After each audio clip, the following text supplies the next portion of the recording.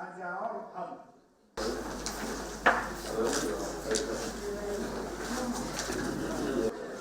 he's now leaving to the South Sudan delegation and finished with the Kenya delegation. The problems that they face in their communities. These are historical, and it's not taking them anywhere. That's why they came for this caravan.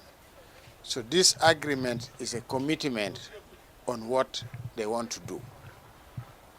They want to go back as champions of peace, and they are going to start the process of sensitizing their communities, whatever audience they get.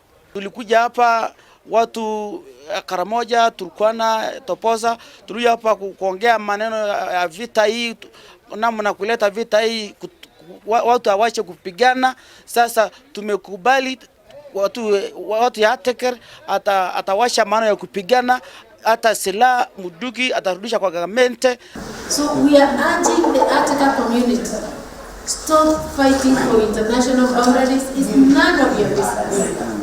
The countries have the resources to do that. The countries love each other. The dispute you have is not your dispute. You only are supposed to live with your brothers the way the others are living. It's not only the Maasais. The people in Migori don't fight. The people in Busia don't fight. I should show you of what people in Busia are doing.